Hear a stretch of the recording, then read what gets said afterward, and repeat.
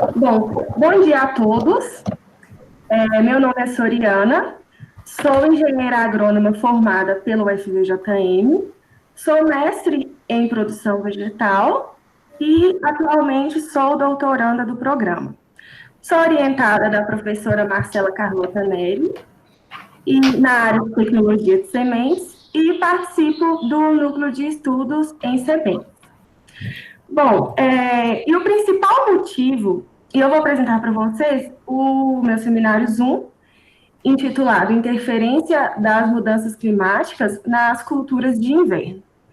E o principal motivo da escolha desse tema é que as mudanças climáticas, elas são, sem dúvidas, um dos maiores desafios da sociedade atual, né? E apesar de sempre usarmos o urso polar como símbolo dessas mudanças, as alterações no clima estão longe de atingir apenas esses animais. E as mudanças climáticas, elas já vêm evidenciando impactos negativos na agricultura, e mais especificamente nas culturas de inverno. E como ao longo do meu projeto de doutorado eu vou trabalhar com uma cultura de inverno, que é a cultura da canola, que inclusive já vem sendo trabalhado, já tem trabalhos com essa cultura em questão do zoneamento em certas regiões do Brasil e também da tropicalização do cerrado, da cultura na cultura da canola. E acabou nos despertando esse tema. Bom, e não tem como falar das mudanças climáticas sem falarmos do efeito estufa. Esse fenômeno, ele ocorre porque ele é um fenômeno natural e é responsável pelo aquecimento da superfície da Terra, garantindo a manutenção de temperatura favorável aos organismos vivos. Esse fenômeno, ele ocorre porque parte da radiação infravermelha emitida pela superfície da Terra é absorvida por determinados gases que são presentes na atmosfera, os chamados gases do efeito estufa, ou apenas GEE. Dentre os gases, tem-se o óxido nitroso, o metano, o dióxido de carbono, e esses três, eles são os mais relevantes, devido à capacidade deles de reterem, ao longo do tempo, a sua permanência na atmosfera. Então, eles permanecem na atmosfera por mais tempo. E, além desses, tem também, como exemplo, o CFC, que é o clorofluorcarboneto. Esse CFC, ele é um composto, ele é baseado em carbono, que ele contém cloro e flúor, e ele tem um efeito nocivo à camada de ozônio. E esses gases têm sua alta concentração diretamente influenciados pela atividade humana, como, por exemplo, o uso dos combustíveis fósseis, o desmatamento e queimadas, que inclusive estamos vendo tantas, né, atualmente em várias partes do Brasil. E esse gráfico, ele mostra emissões de gases do efeito estufa do Brasil entre os anos de 1990 e 2018, onde o ano de 2004, neste período, é o ano que se teve mais emissões. E o último ano que mostra nesse gráfico, que é o ano de 2018, ele teve se houve uma emissão de 1 milhão de toneladas brutas de gases do efeito estufa, que foram medidos em CO2 equivalente, onde 44% deste total representa a mudança do uso da terra, 25% agropecuária e 21% energia, que inclui todas as atividades que usam os combustíveis fósseis. Os outros 10%, 5% desses foram destinados de resíduos e os outros 5% de processos industriais. E em relação às atividades econômicas, no mesmo período, observa-se que a agropecuária, ela dominou a geração de GEE no Brasil neste período, em relação às outras atividades, né? Como a comercial, residencial e o setor público, a indústria, o transporte e energia. E somando as emissões diretas e indiretas, essa atividade da agropecuária, em 2018, ela respondeu a 69% do total dessas emissões. E o aumento das concentrações dos gases do efeito estufa na atmosfera pode promover um efeito estufa adicional, podemos dizer assim, que é o aquecimento global. O aquecimento global, ele é um importante influenciador das mudanças climáticas. E, a fim de curiosidade, atualmente usa-se mais o termo mudanças climáticas do que aquecimento global, porque o aumento da temperatura média da Terra nem sempre resulta em um aumento da temperatura das diferentes regiões do mundo. E as mudanças climáticas, elas interferem diretamente na agricultura, pois esta atividade, a agricultura, ela é altamente dependente de fatores climáticos. Como exemplo, a temperatura, a pluviosidade, a umidade do solo e a radiação solar. E a agricultura, ela é uma atividade que depende diretamente do clima e as alterações nesse componente podem ter sérios reflexos. E as causas da variabilidade da produção agrícola é pouco dependente do manejo, como mostra esse gráfico, menos dependente do solo e da genética do material utilizado, né? Já o clima, ou tempo, ele é responsável por 60% a 70% da variabilidade da produção agrícola, que é explicada pela variação deste fator, clima, fator tempo. E podemos observar neste gráfico que apresenta a estimativa da temperatura absoluta do ano de 2005 ao ano 2099 em graus Celsius. Ele evidencia o aumento da temperatura em várias partes do mundo, em várias regiões, as alterações dessas temperaturas. E o IPCC, que é o painel intergovernamental sobre mudanças climáticas, ele fez algumas projeções, ele tem algumas projeções. E no relatório do ano de 2014, foi apresentado dois cenários. Um cenário com aumento aumento médio da temperatura e o aumento médio do nível do mar com maiores emissões dos gases do efeito estufa, né? Durante esses 100 anos, tem uma previsão do aumento da temperatura de 1,8 graus Celsius a 4 graus Celsius. E nesse mesmo período, esse cenário, ele mostra um aumento médio do nível do mar, com aumento da temperatura de 18 centímetros a 59 centímetros. O que pode acabar afetando significativamente as atividades humanas e os ecossistemas terrestres, né? E muitas dessas consequências, elas já vêm sendo observadas atualmente. E uma das consequências ambientais mais graves do aumento da temperatura e o aumento do nível do mar, que ocorre em virtude do degelo das geleiras, e essas imagens, elas mostram isso. A primeira imagem, ela mostra um gelo flutuando no mar de Chukchi, no Oceano Ártico, e essa segunda imagem, ela mostra gelo sendo derretido no mar de Beaufort, na costa do Alasca. Ambas as imagens, elas foram tiradas no ano de 2017. Já trazendo um pouco mais para a nossa realidade, Este estudo, ele mostra as consequências das mudanças climáticas na distribuição tropical da América do Sul. Neste estudo, eles avaliaram 3 períodos em 2 cenários.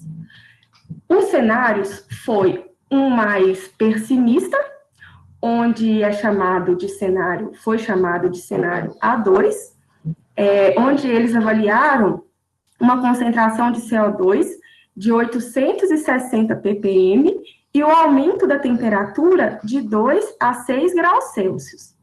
Já o cenário B1, que foi o outro cenário avaliado, que é um cenário mais otimista, ele teve uma estimativa de concentração de CO2 de 550 ppm e o aumento da temperatura de 1 a 4 graus Celsius. Para o ano de 2020 ao ano de 2029, e para o ano de 2050 a 2059, em ambos os cenários, os resultados indicaram uma diminuição das florestas tropicais que serão substituídas por savanas, que são os biomas predominantes, né, da América do Sul tropical. No ano de 2020 a 2029, essa diminuição, essa substituição será, no final de 2029, de 3%. Já no ano de 2059 a 2050, para o ano 2059, a previsão para ambos os cenários é de uma diminuição de 9%. Já para os anos de 2090 a 2099, essa substituição das florestas tropicais por savanas, ela irá acontecer no cenário A2 em torno de 18%. Nesse estudo, no cenário B1, eles não obtiveram resultados conclusivos. Portanto, estudos da Syngenta, que é uma grande multinacional, ela demonstra a percepção das mudanças climáticas pelos agricultores ao redor do mundo, onde 72% já estão preocupados com os efeitos das mudanças climáticas, né? E esses extremos climáticos, eles estão prejudicando os meios de subsistência dos agricultores, prejudicando os rendimentos e aumentando os custos de produção. Por exemplo, em 2019, a agricultura nos Estados Unidos sofreu as piores inundações, enquanto países da União Europeia, como a França, enfrentaram temperaturas mais altas e secas severas levaram a grandes incêndios na Austrália. Os padrões climáticos voláteis, eles trouxeram consigo novas pragas e doenças e pressionaram a água e outros recursos escassos. E alguns impactos podem já ser vistos e muitos já estão previstos para o futuro.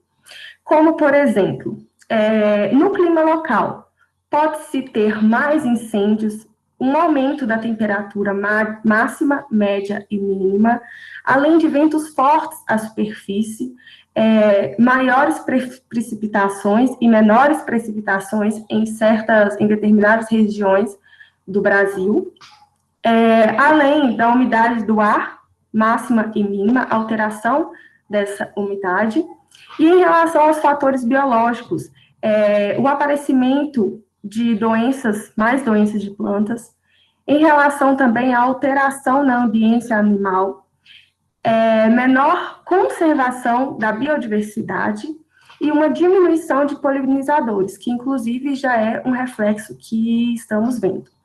Em relação aos fatores socioeconômicos, um menor ganho socioeconômico e uma menor produtividade. Em relação aos solos, uma maior erosão e uma maior disponibilidade de água na região sul e menor na região sudeste e nordeste. Já uma menor fertilidade dos solos e uma menor qualidade da água.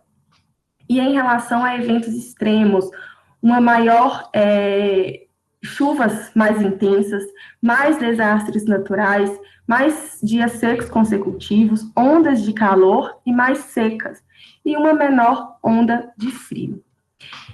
E todos esses efeitos, eles têm impactos negativos na produção agrícola, na criação de gado também, na pesca e na silvicultura.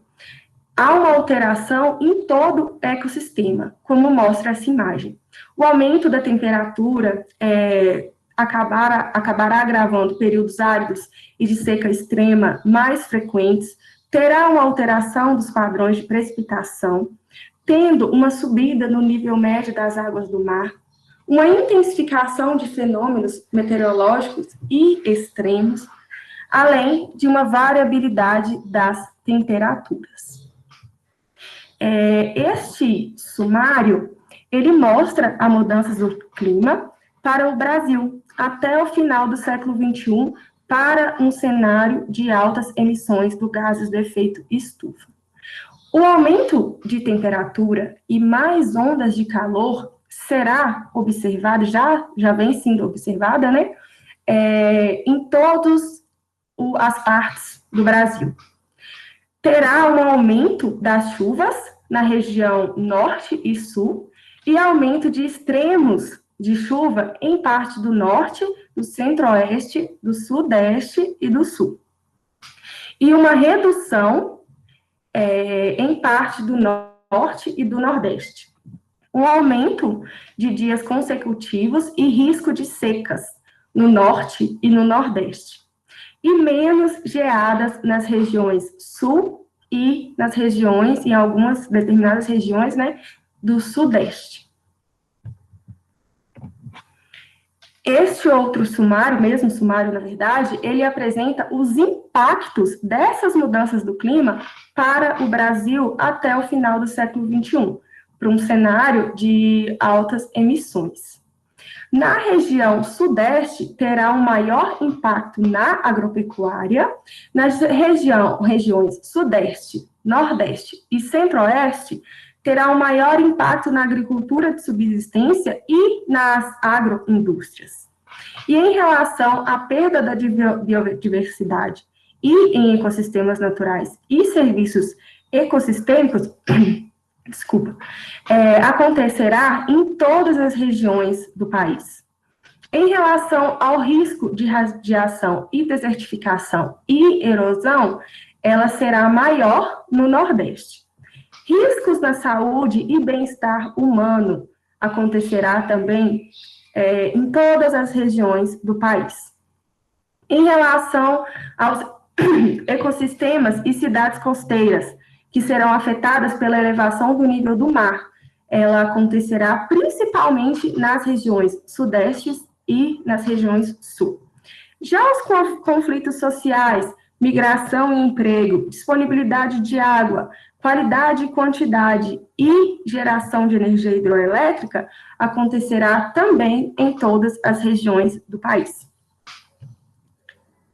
E em relação às culturas que serão afetadas. A soja, ela pode desaparecer do sul com o aumento da temperatura, o café pode desaparecer do sudeste, a mandioca do nordeste.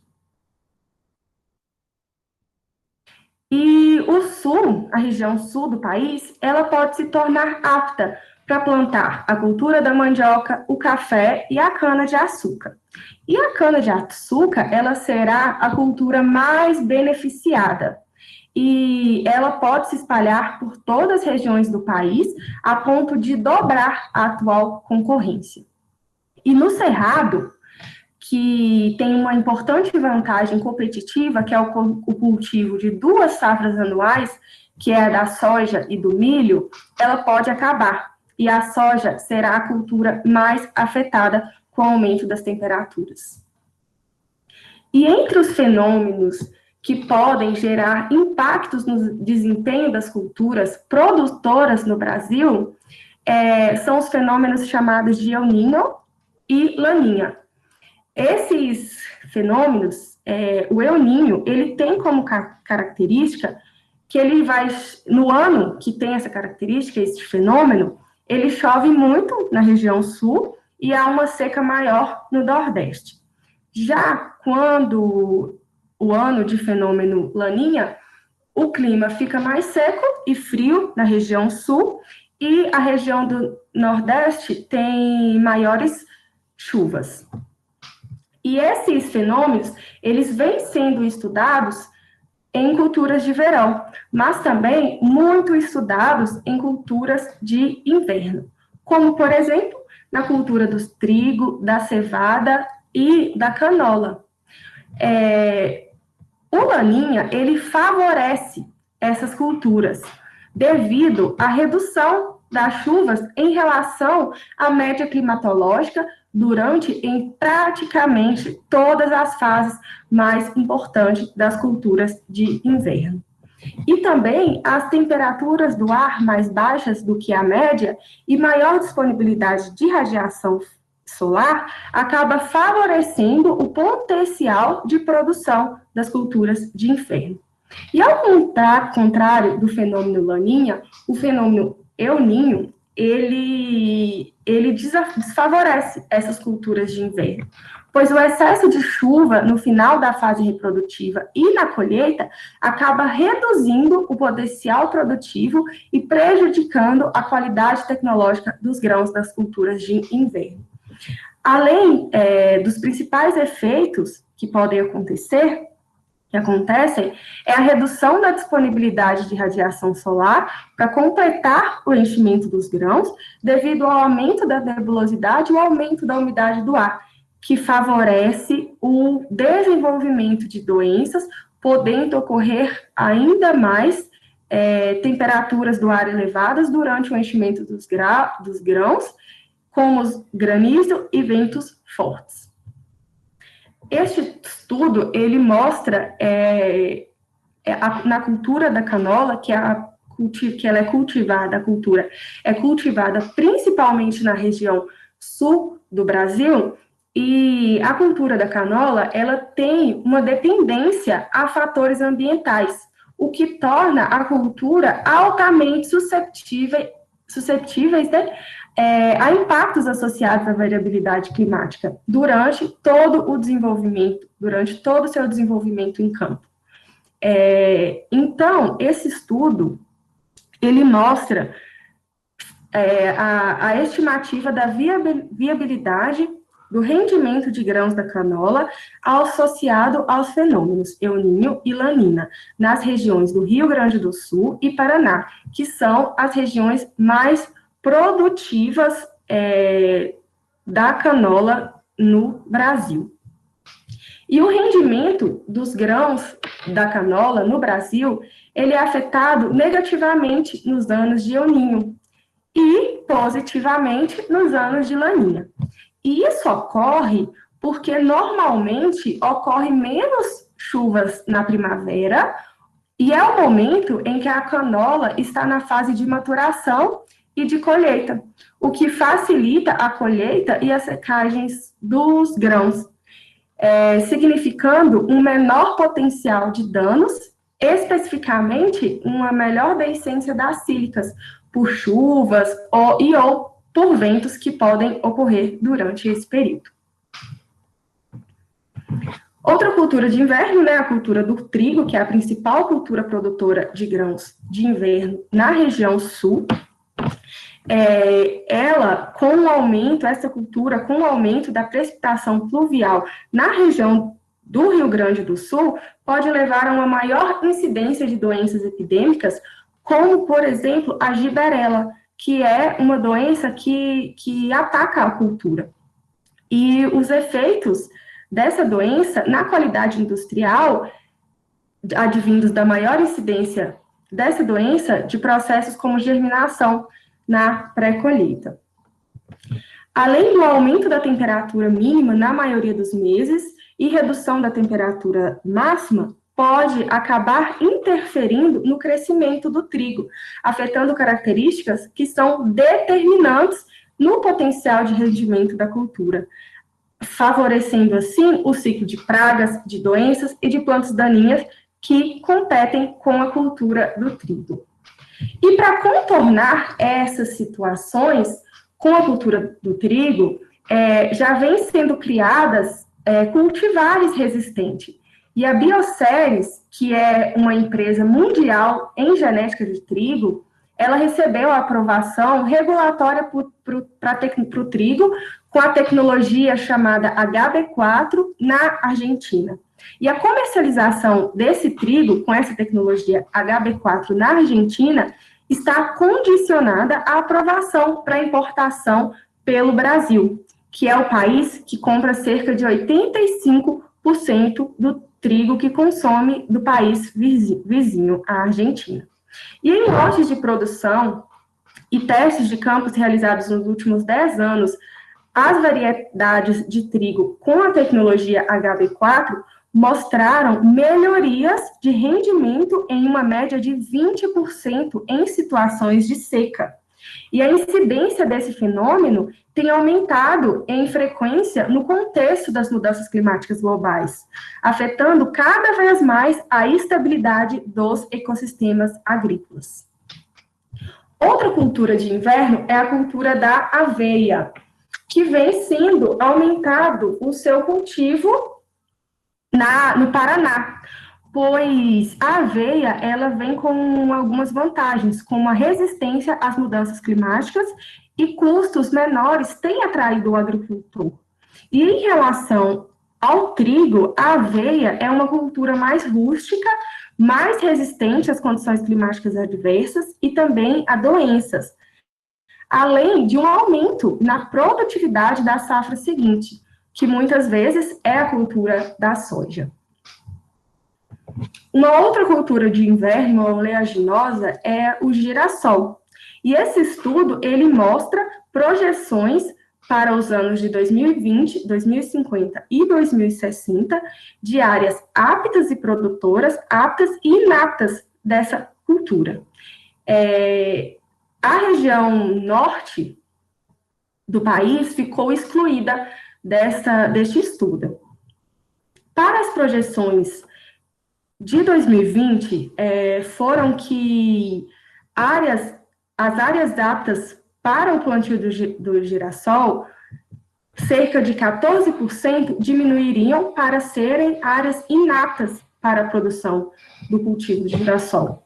As projeções para 2050 é que essa diminuição seria de 16,5%.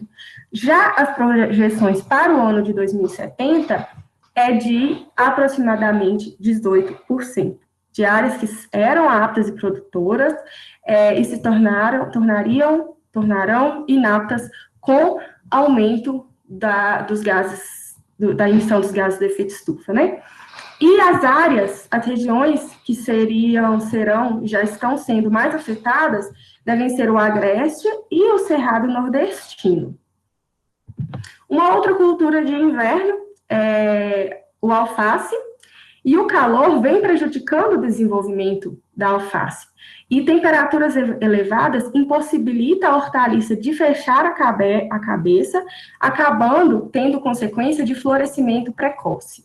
E o cultivo dessa folhosa, ele é recomendado para locais com temperaturas amenas, sobretudo onde prevalece faixas de temperaturas de torno de 15 a 20 graus Celsius, embora haja variedades com capacidade para se desenvolver o ano todo.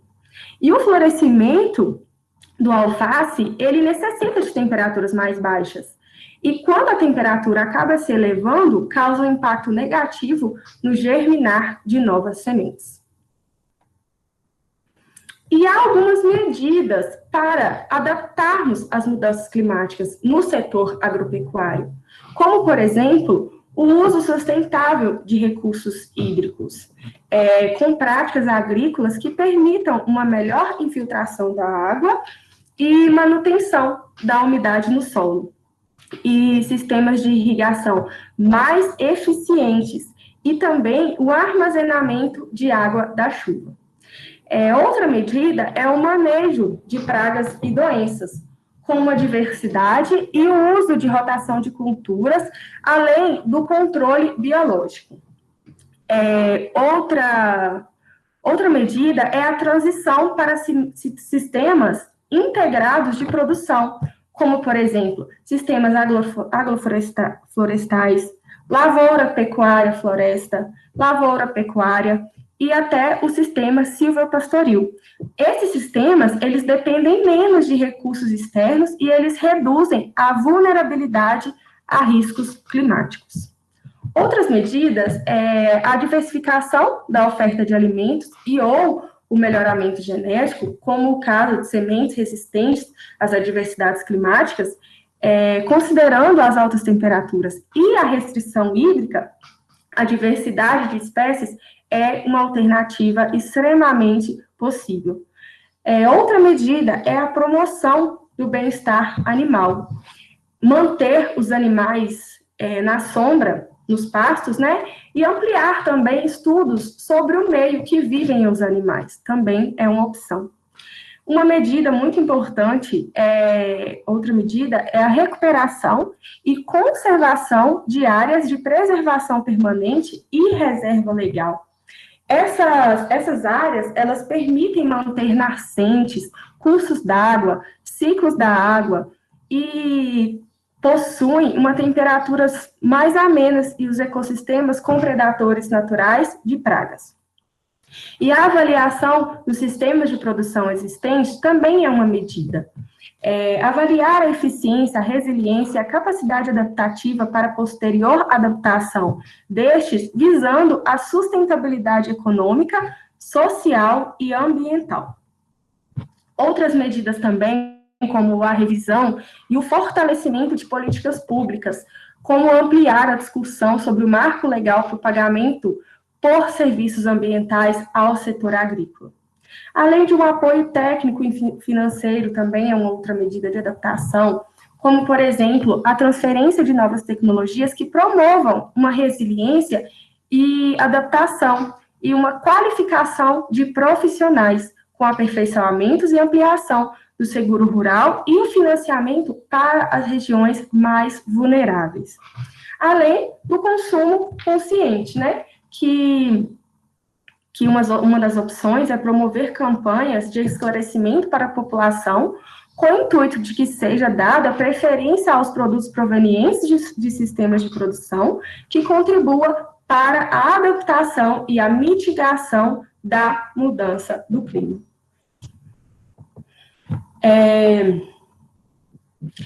E melhorias significativas, elas podem ser atingidas com a introdução de práticas agrícolas sustentáveis, como mostra essa figura. E em relação aos pequenos agricultores, eles necessitam de apoio para ter acesso às tecnologias mais adequadas, e principalmente para essas tecnologias serem implementadas. Como o caso de cultivares variedades que utilizem eficazmente o nitrogênio, além do plantio direto, cultivos resistentes ao calor, a agricultura de precisão, que também é uma medida, a gestão integrada da fertilidade dos solos, gestão otimizada dos pastos, forragens e pastos melhorados, a predação natural de pestes e redução da utilização de pesticidas, cultivares variedades de culturas tolerantes à seca, irrigação gota a gota, ou como chamamos o gotejamento, né? A captação das águas e irrigação por aspersão também é uma medida de adaptação. Uma outra medida que foi implantada é o Acordo de Paris. O Acordo de Paris, ele contou com 195 países, o chamado COP21, ele foi uma conferência das Nações Unidas sobre as mudanças climáticas de 2015, aconteceu no ano de 2015, e o principal objetivo era fortalecer a resposta global à ameaça da mudança do clima e de reforçar a capacidade dos países para lidar com os impactos decorrentes dessas mudanças. Outro objetivo que foi abordado no Acordo de Paris foi reduzir as emissões dos gases do efeito estufa no contexto do desenvolvimento sustentável, para limitar o aumento médio da temperatura global a 2 graus Celsius, quando comparados a níveis pré-industriais. E depois da COP21, já tiveram outras COPs. A COP22, no ano de 2016, que foi realizada em Marrocos, a COP23, em 2017, que foi realizada na Alemanha, a COP24, em 2018, que foi realizada na Polônia. No ano passado, no ano de 2019, teve a COP25, que foi realizada no Chile, e agora, em novembro, terá a COP26, e ela será realizada na Escócia. E todas essas COPs, todas essas conferências, elas foram realizadas com o intuito de reiterar os compromissos assumidos pelos países e com os países no Acordo de Paris, né, e buscar caminhos para o financiamento climático. E o Brasil, ele é o 6º maior emissor de gases do efeito estufa no mundo, entre os 10 maiores emissores, né? E após o Acordo de Paris, o Brasil apresentou a Contribuição Nacionalmente Determinada, ou o NDC, com metas ambiciosas para os próximos anos, onde o Brasil tem o compromisso até 2025 de diminuir 37% das emissões de carbono, e até 2030 diminuir 43% dessas emissões. E essas porcentagens das emissões de carbono, essa diminuição, ela é em comparação às emissões verificadas no ano de 2005. E algumas leis também foram criadas com o intuito de adaptação para as mudanças climáticas, como a Lei 12.187 do ano de 2009. Essa lei, ela criou a Política Nacional sobre Mudanças do Clima, o PNMC, que ela foi criada em meio à intensificação da discussão internacional acerca das mudanças climáticas. E dessa política já veio um decreto em 2018. E dessas leis vieram alguns incentivos, como o Plano ABC. Esse Plano ABC, que é a agricultura de baixa emissão de carbono, ela teve como principal objetivo, ela tem a estratégia para transformar o setor em exemplo de produção com baixa emissão de carbono, além de estimular e monitorar a adoção de práticas que reduzam emissões e gerem resiliência, sem comprometer a produtividade e o crescimento do setor.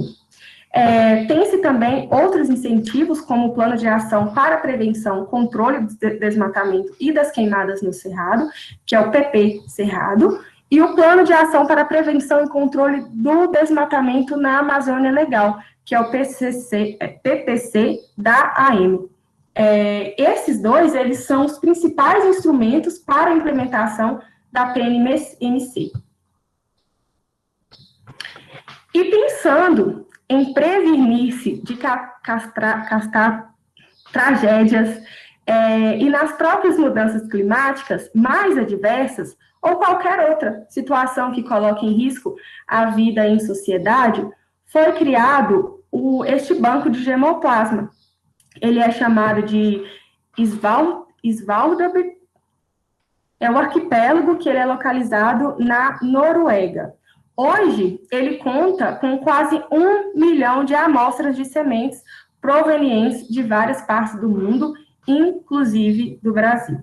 E essa reportagem, ela mostra que na agricultura, um desses planos de armazenamento de sementes em bancos de germoplasma acaba servindo como um backup de culturas e espécies das mais variadas plantas. Então, se caso de alguma catástrofe, tem-se esse arquipélago, esse banco de germoplasma, que eles armazenam as sementes para futuras gerações, né? E o Brasil, ele está perto de cumprir a meta de redução de CO2 em 2020. E o compromisso do Brasil para 2020 era reduzir entre 36% a 29% das emissões.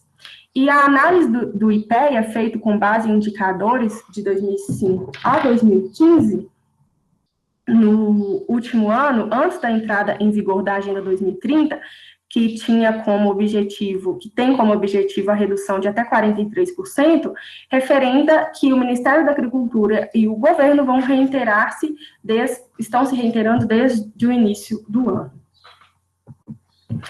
E como considerações finais, é importante, né, a obtenção de tecnologias que se torne possível reduzir efeitos e encontrar soluções para as mudanças climáticas que já são evidenciadas e também para as futuras. Além de mitigações através da utilização de sistemas agrícolas limpos, seja pelo desenvolvimento de medidas de adaptabilidade, como investimentos no melhoramento genético para a criação de cultivares adaptadas das culturas de inverno. E uma técnica biotecnológica para acelerar o melhoramento genético, como exemplo, é a técnica CRISPR, ou CRISPR-Cas9, que essa técnica está sendo um avanço revolucionário para a ciência. Ela vem trazendo vantagens de precisão, rapidez e de baixo custo.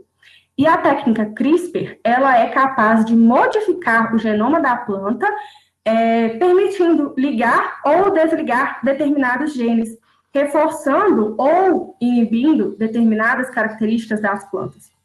E diferentemente dos OGMs, dos organismos geneticamente modificados, que introduzem um novo gene, esta técnica CRISPR, ela apenas altera as características do próprio organismo.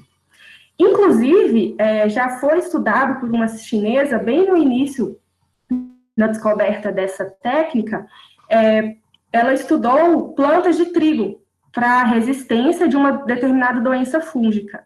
E também, na Espanha, já se teve a utilização dessa técnica para a criação de um trigo sem glúten, e para a soja, já tem uma soja tolerante à seca com a utilização dessa técnica. Então, é uma técnica que tem um enorme potencial para auxiliar os agricultores a superarem os principais desafios que acometem as lavouras.